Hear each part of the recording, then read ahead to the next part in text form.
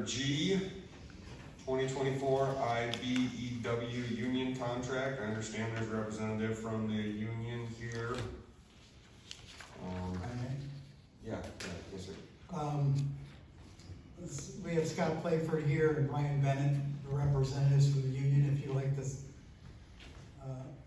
speak to council, Scott.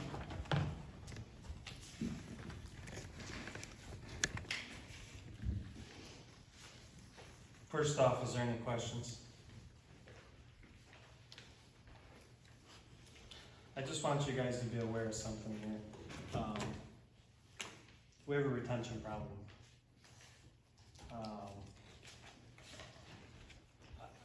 Without having your questions or knowing what the discussion was, it's hard for me to speak, but I want you guys to be aware of that. And I want you to be aware that we have 3 guys, 24, 26, and 28 years of service that are going to be departing in 3 years. We've lost 7 guys, we've lost 11 guys in the last 7 years. That includes water and sewer. We've lost 2 to Midwest Energy, 2 to contracting, 1 to American Electric Power, 1 to Amp Ohio, 1 to Homer, 3 to Jonesville, and 1 unknown. He's now contracting in the state of California. That would have been prior to that 7 years, so 10. We do have clawback agreements set up with our apprentices. Unfortunately, utilities, contractors, and co-ops are buying out these contracts. So, as far as money goes, it's as high as $10 more per hour. I just want you guys to be aware of that. So, if you don't have any further questions, that's all I have to say. I would just concur with the points that Scott did make, that the $10 an hour difference is real, and that's in our region. We have lost staff to those other places or retirement, and they moved on. But it is a real issue, just like the police side of things as well. As Scott indicated, we do have the clawback, and to recoup our training costs, because it's a 4-year process. So I think we have a really good, solid team that I know Jake's working with, hand in hand to try to prepare for the future. As Scott said, probably 3 employees within 3 years will be of retirement age. So they are training the apprentices, and as I indicated, I have indicated, this is a process of making sure that we're getting those apprentices the knowledge, and we're keeping them and giving them fair deals so that they will stay and hopefully recognize that they have a better quality of life here as opposed to travel or other places. So Scott, I just want to thank you and Brian for handling yourself during the negotiations. I will say sometimes it was pretty tense, and Scott stood up and it's like, no, let's get this settled, when maybe another in the room wanted to just let's go for an unfair labor practice law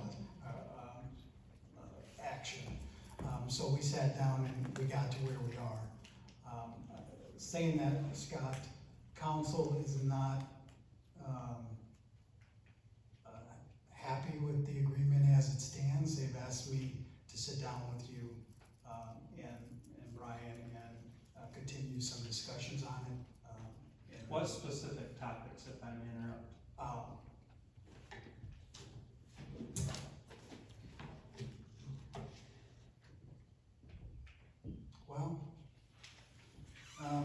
I guess the specific topics that they're concerned with are the 2 that the BPU board brought up, which is the PTO payout, and these will be discussed at during our continued negotiations.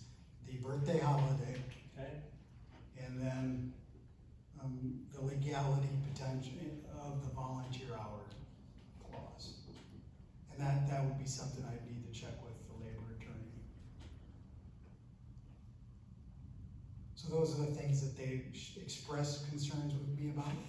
Okay, that's fine. Um, Just know that in this realm of me training people, it never ends. It never ends. It's a daunting task, to say the least, to continue to train people to leave. And I've watched it and watched it and watched it, and if you guys are unfortunately good with that, that's probably the road we're gonna continue to go down. So, that's all I have to say. We'll be in contact to set up further meetings. Thank you.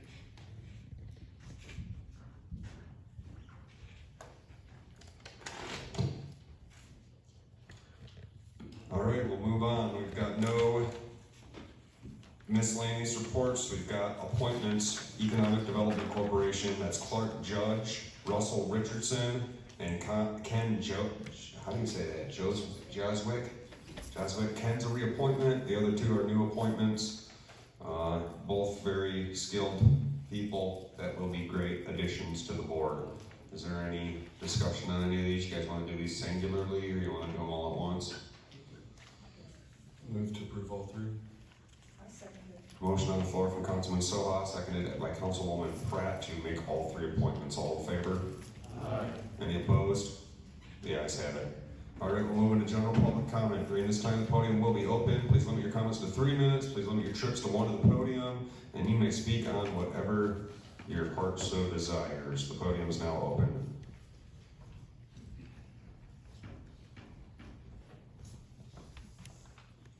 Shannon Gaynor, Ward 4. Boy, you guys talked about a lot of stuff today. So I have notes on different things, but it all kind of ties in. I'm really, I pay all my bills forever. I've always done all our bills. We're debt-free in my house. Everything's paid off. But you guys are so excited about $10,000 a year for this hotel.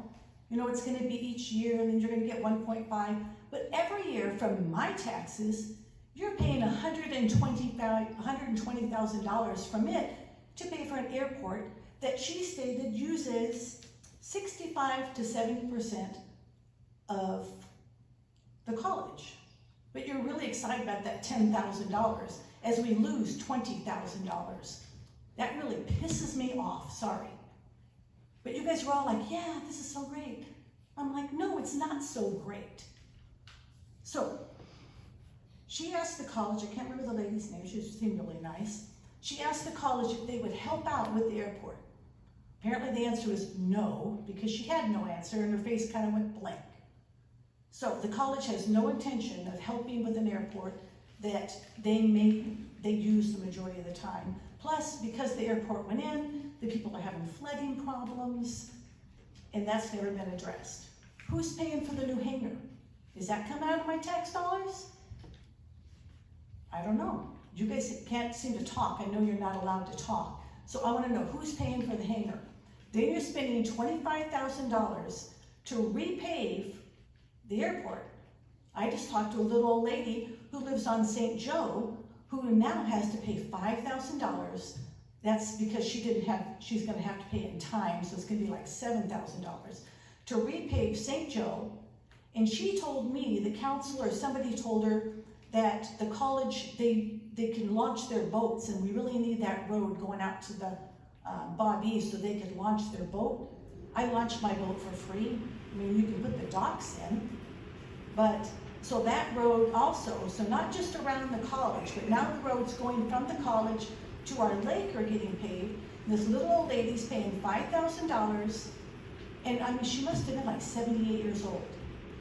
But yet we're gonna spend $25,000 to repave an airport that the college uses.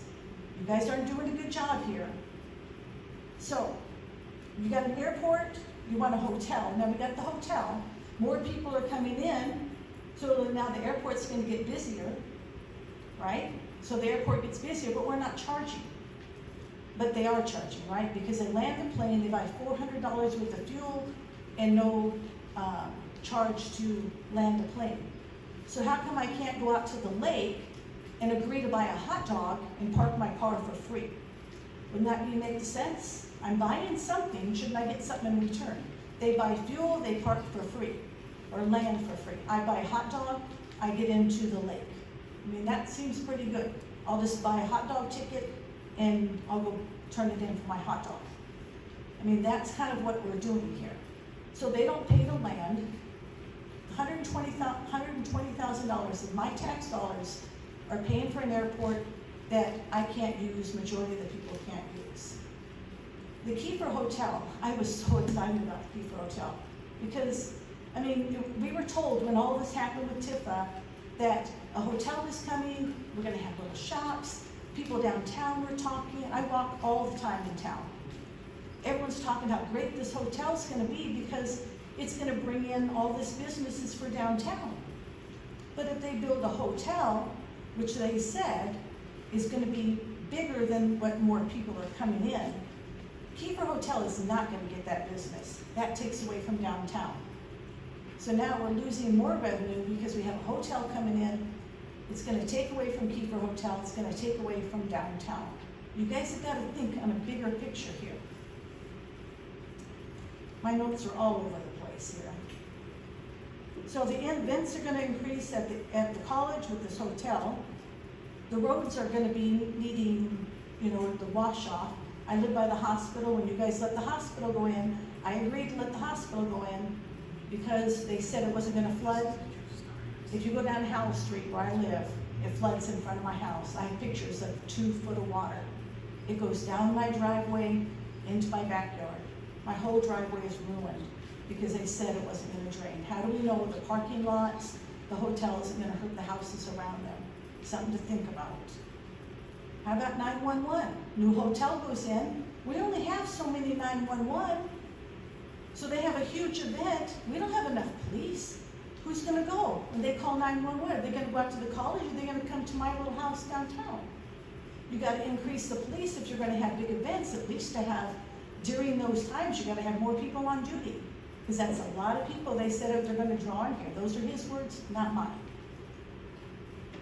And why do we need a hotel? Hillsdale downtown, you keep saying it's gonna bring all this business in. I don't really see it bringing a lot of business in if they have, like you made a really good point, if they have their own restaurant, if they have their own stores, if they have all their things, why do they need to come downtown? They don't. Our town is dying. All the little shops that used to be here are dying.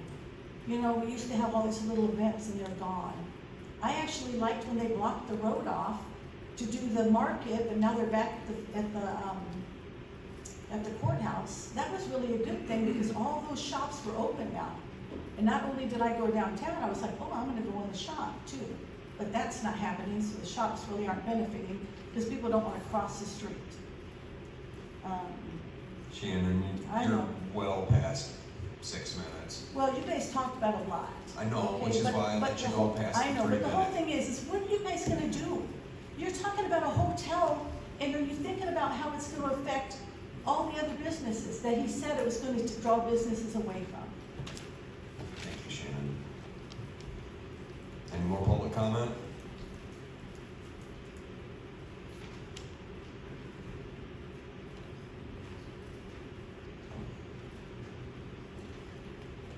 I'd like to speak on Josh's comment.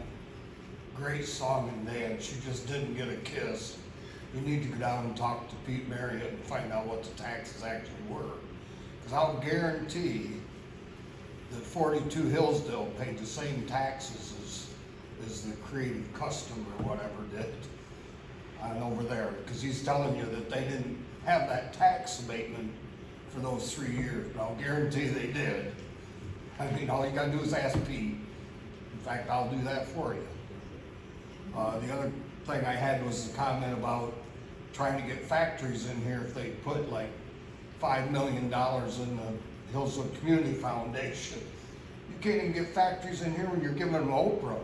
How do you expect them to put money in the Hillsdale County Community Foundation just to come into Hillsdale? Since I've lived in this town, or by it, and all of you guys know that, there's been more industry moved out of Hillsdale than moved into it. I mean, you all know that. Mr. Sharp, you lost your job, right? I mean, that's what happens. This town is not set up for business or industry. Customer service, maybe, like the new Myers and that kind of stuff, but not industry. It's just not here. You got about 3 companies in industrial park. They're huge and they're doing good. But you're not getting anything new. I mean, you gave that guy Oprah for his place, and what'd he do? He stuck you with it. You know, and that's kind of how it is. With the Tifa thing on the hotel, and I take it none of you read the minutes, but what happened was they gave them until April 15th to be 100% done and running. Not halfway done, not an occupancy permit, done and running, 100%. They wanted December. Hub and Grub said, give them till April 15th, that's tax day, but it's gotta be 100% done. Because like he said, he's losing parking spaces with the workers there and everything, he's losing business because of where that's sitting right now. And then of course they did say they found another big crack in the wall. Well, if they're such great restoration people, I would have thought they could have estimated how many years it was gonna take to do that restoration project. Thank you. Thanks, Jack. Any more public comment? Seeing none, I'll close the podium. We'll move into the city manager's report. Dave. Mayor, thank you. Just real briefly, I believe, and Jason's back there, he can confirm that West St. Joe Street and if you come up, Jason, if you would, that paving is done. Yes, they just got done paving about an hour ago, actually. They put down about 1,400 tons a day. Started about 7:30, the first truck was there this morning, they got out about an hour ago. It has all been top coated. We plan, what my thought is, I haven't talked to Kristen yet, you'll see him in later part of this week, doing restoration work, curb work, there's still some shoulder work to go, but I would anticipate in the next couple of weeks, you'll see that finished and moved out. So they're doing very good work. Well, very good, thank you. Thank you. So if you get a chance, please swing down St. Joe and check that side of the street out. And then they'll be doing, as Jason said, the refurbishing the right of way and that type of stuff. So it should be done here within the next couple of weeks completely. And then we continue on the Westwood project. But with that, I will leave that as my report and just take questions if council has any questions. Any questions for Dave? All right. Councilman. No, Councilman. comment. This question's not for Dave. This has to do with the public comment, the time frame, and just the fact that a lot of times people use it just to berate this council, and they don't, and basically spout untruths, talking 10,000, no, I think it was 100,000, and then actually don't even stay for a comment to reply to their public comment. But I'd really like this council to enforce, unless the council finds otherwise, the time limits, whether it be 3 minutes or 4 minutes. But I don't think it's fair to me or the other members of this council to sit here at council chambers and listen to someone go on for 6 minutes about what a terrible job we're doing. We're doing it the best we can, and we're trying to do it the best we know how. But I'd really like to get a time clock in here and really hope people. I keep time, and you know what? It's gotten out of hand, and I'm sorry. I will enforce the time limit on people, even though that means I'm gonna have to cut people off and tell them no more. You know, the problem is, and you guys all know this, when you let one person go over because they're saying something that you feel like it's important that you hear, then you gotta let somebody else go over. And I used to be really strict about it, and recently it's been getting taken advantage of. So I will enforce the time limit. You guys have my word on that, and I guess I'm just gonna have to be like, you're done. I hate to do it, but yes, I'm sorry. It's my fault. I'm the one that's supposed to enforce the time limit, and it does say in the charter that if you want to give people more time, you can. And sometimes somebody's up there, I feel like they got a few more things to get out, and it's important that we hear it, so I let them go over, but it's gotten out of hand, and that's my fault, that's bad leadership. But I think what will happen is that if they know they have 3 minutes, they'll be more prepared, as opposed to just get up there and start rambling, which what happens. If you know you only got 3 minutes, then you're gonna say the important thing first. Could Katie take it over so you don't have to, you can just listen? Katie can be the mean one.